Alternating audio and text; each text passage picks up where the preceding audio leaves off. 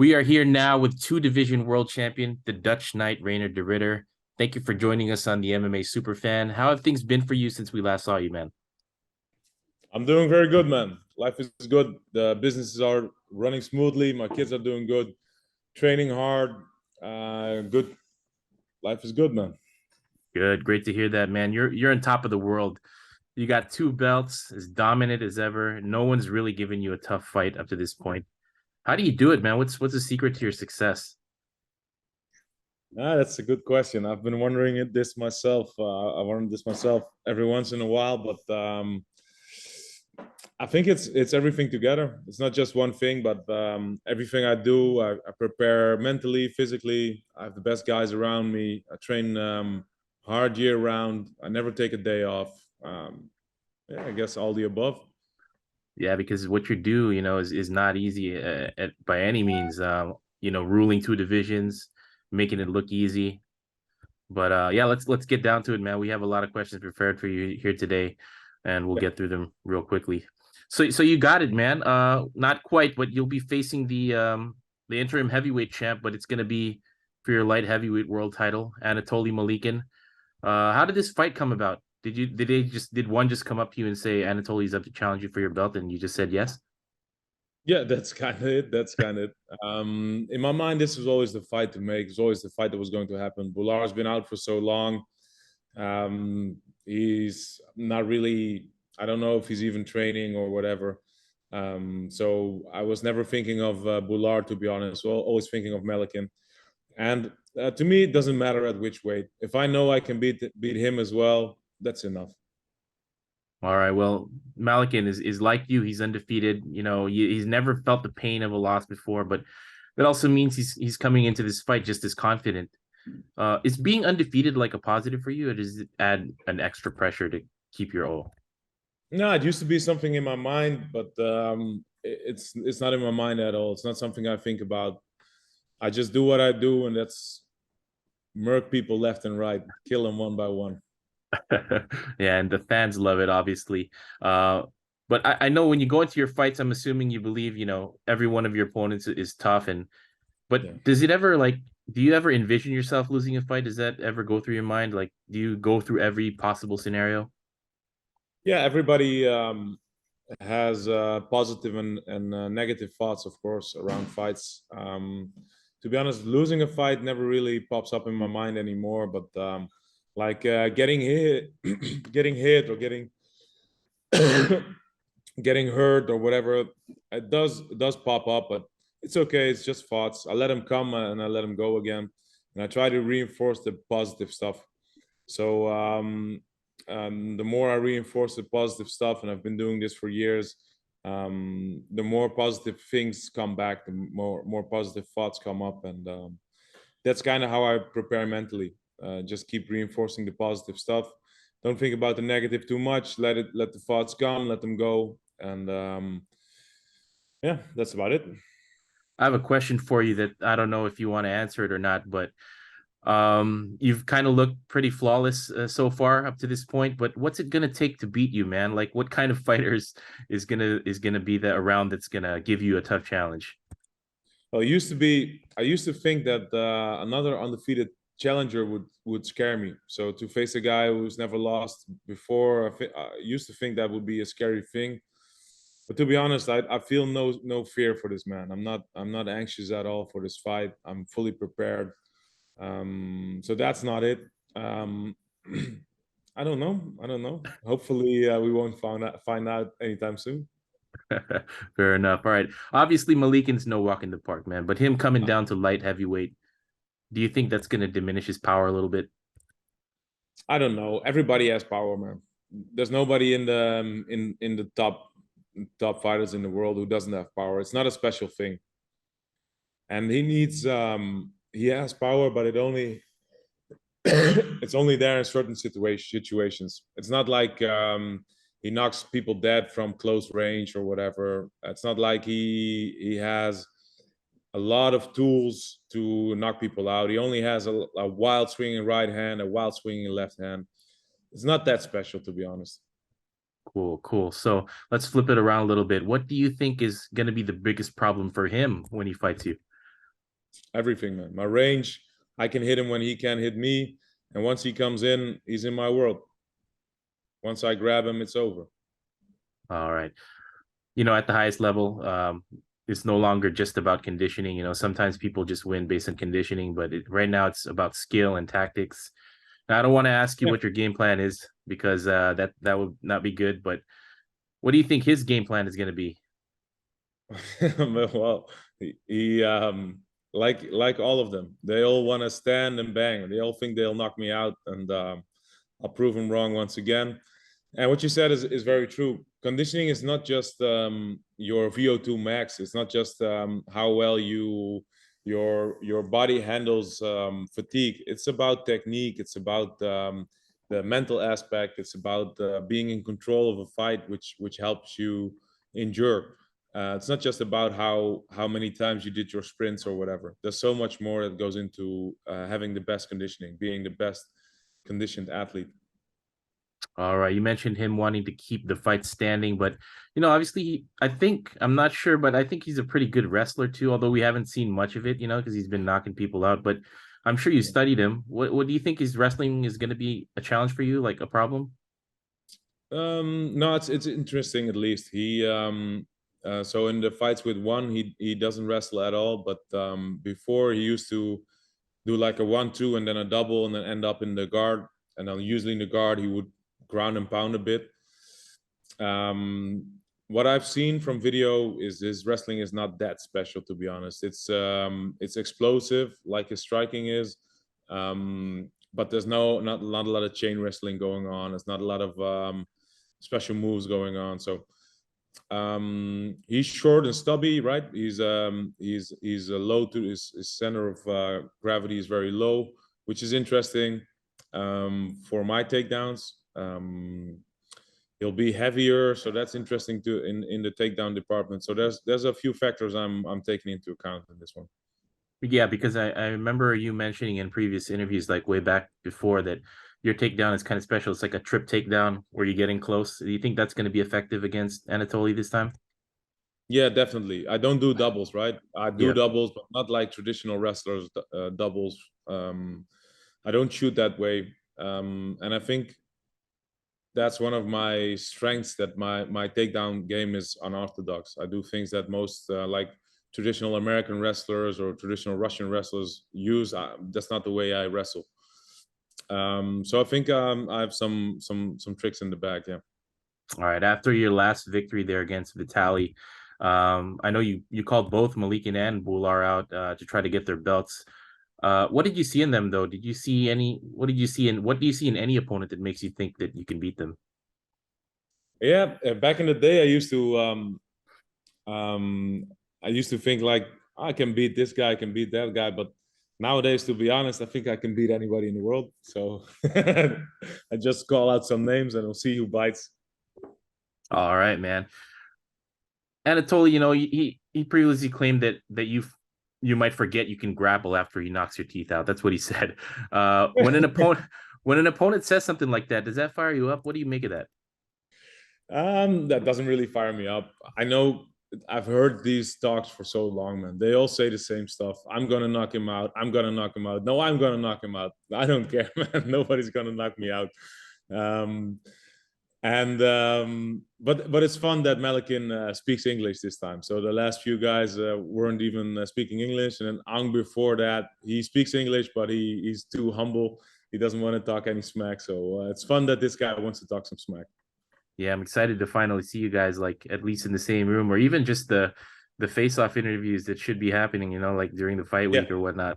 Um, how do you envision this fight playing out, man? What's gonna happen in the first round? How is it gonna end? Yeah. So I see myself getting up close early. So pressing the pace, pushing him back, and he's going to try and come in as well.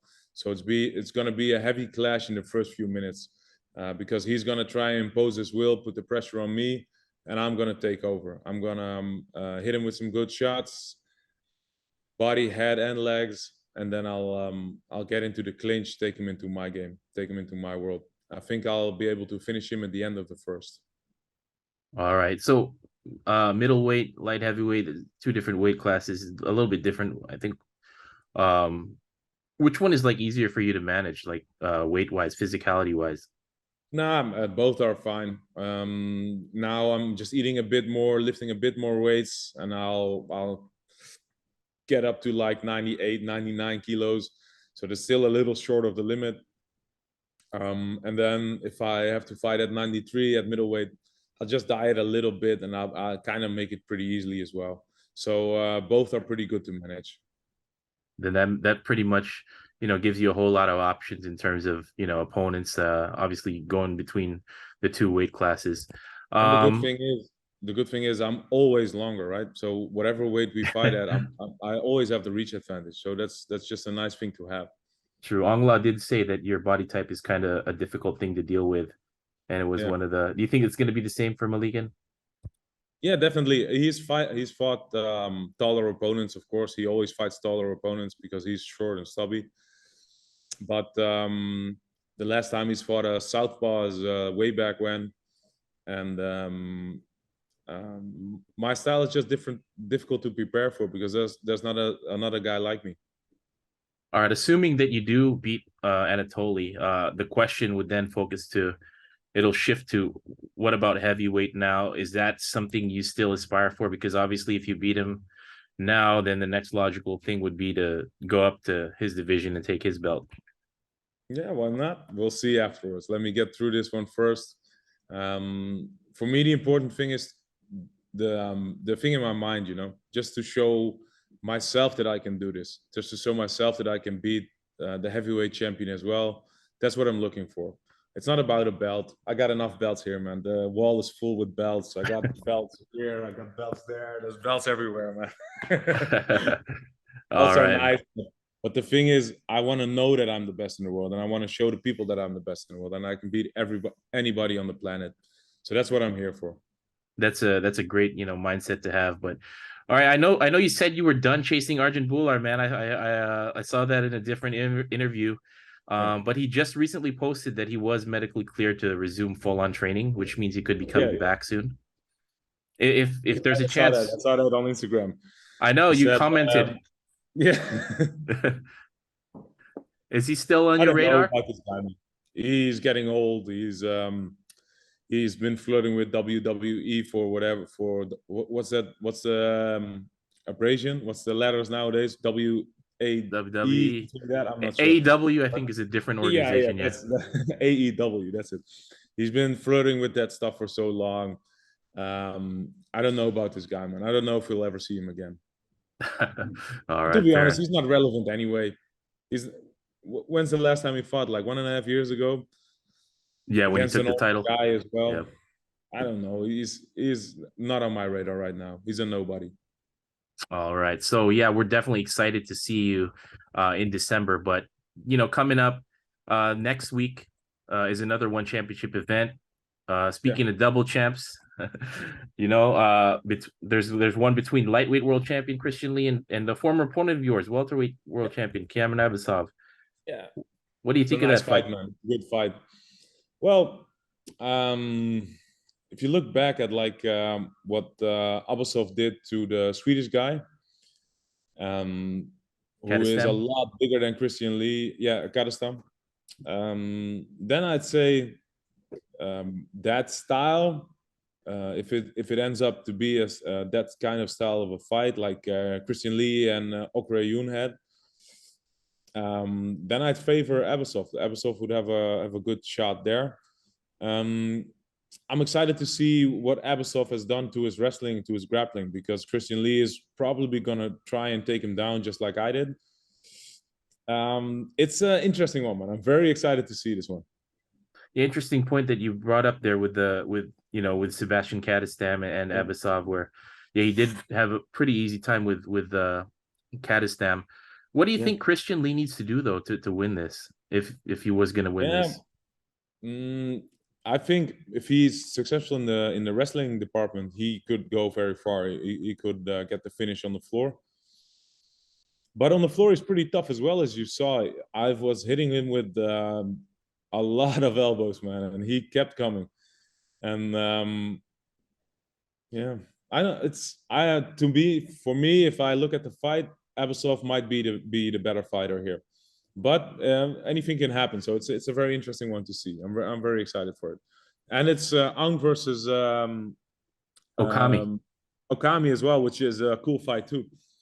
So it's a nice card, man. Yeah, definitely. So yeah, Christian's a guy who started at featherweight when he came into one. That's Yeah. pretty, he's going to be fighting at the welterweight limit now, which is like 40 pounds north of where he, first began. How crazy is that? What do you think of Christian as a fighter? Yeah, great fighter, man. I've seen a lot of his fights. He's very technical. Yeah, I really like his style, but he might be a little light for welterweight, right? It might be a little light in the ass. Yeah, I don't think he's filled out the frame just yet. Ah, Um, really? yeah. But then again, Angla did say that Cameron Abasov wasn't that big of a middleweight or a welterweight anyway. Well, when we fought, he weighed in like a 91 or 92 kilos, so he was pretty beefy already. He was pretty big. He put on a Uh, lot of mass for that fight. So if he cuts down to 84 kilos now, I think he's pretty solid. okay, going back to your particular fight week, one on Prime Video 5, there's going to be a huge debut. Obviously, when one championship signed Roberto Soldic earlier this year, everybody went nuts. He's a huge Yeah. name. But people said, wow, him and Reinier would be the fight to make. First of all, what do you think about Roberto Soldic, and were you excited when he got signed? Yeah, man. He's a good guy. First off, we've had some training sessions together, and I'm really happy to see him being successful here, getting a shot in one. Um, he has some very cool epic fights in KSW, um, and his striking is phenomenal. Very heavy hands. So I'm very very excited to see him competing in one, and maybe competing against me one day. Yeah, definitely. Everybody's going to be excited if that happens. Yeah. Do you think he's going to do well in this organization, like in his particular opponents in his Well, weight classes? he has a tough task ahead of him, man. They didn't give him any slack with his first fight. Exactly. He's going up against Murid Ramazanov, another big bad Russian guy. What do you think of that Yeah, fight? yeah, it's an interesting one because he's a good wrestler, right, Ramazanov, and I think he fought on one of my cards a few years ago, and if I'm not mistaken, but his wrestling is very good, and that might be a big problem because in KSW, Roberto has mainly seen a lot of like guys who want to bang with him, and now a guy who wants to be taking him down and smashing him might be difficult for him. So I'm very excited to see him. And Roberto, he only needs like one or two punches, right, to put him away. So it's an interesting one as well. Cool, cool. So now I just have a few random questions for you, just all over the place from different Yeah, people. go ahead. All right, first one. You worked with Gordon Ryan at some point this year, right? And Yeah. obviously you faced Andre Galvao at 1X. How different are these two guys, and how would you compare them? Well, I know more about Gordon than I know about Galvao. It was just the match was like on 3 weeks' notice. I was just on the other side of the planet before. I had to fly back and then to Singapore again. It was all a bit rushed. Didn't have any time to prepare. But I really liked I really liked the opportunity I got there to grapple with Galvao, a real legend. He was good everywhere. His takedowns were very good. He was very solid, hard to move around. And Gordon is just on another level, man. It was such an honor to train with him. We did rounds every day, multiple times a day. I really taught me a lot of cool stuff, and some of the stuff he and John taught me, I've been working on ever since. Um, yeah, Gordon is on another grappling wise. He's on another planet right now. All right, well, obviously these two guys were, in a very big grappling fight earlier this year, which Gordon Yeah, won. But they are considered, two of the best in the world. But now that definitely. you've gotten a feel of how it is to actually roll with Gordon, Do you think you would be competitive against him in a grappling bout like you were with Govao? Yeah, definitely. Cool, cool. All right, another question here. Jonathan Haggerty is having a blast in terms of his diet as he moves up from flyweight to bantamweight. Oh, really? That's nice. That's good for him. So Yeah. small. The guy's so small, so cute. Does moving up to light heavyweight for you from middleweight give you the same joy, like food wise? You're able to eat more? I'm not. I can eat more, but it's I don't really enjoy eating too much shitty food anyway, because it makes me feel slow and tired. If I eat like a lot of bread or pasta or stuff, I don't feel good training. So I can't really go too crazy because I don't feel well training. So that's a shame. Um, but after the fight, I'll catch up. All right. What's the toughest fight you've had in one championship so far? It has to be a Titus, right? The Brazilian guy, the only one that got away. So yeah, he's still on my radar, but he hasn't been fighting, so that's a shame. He, by coincidence, he just lives really close to our city now. So he's here in Holland. He trains with a gym. I'm friends with the owner. So that would be cool to get like an avenging fight, or my avenging fight with him one day. But they should give him some fights. They should get him active. All right, next question. It's gonna be World Cup season soon. How will the Dutch national team fare?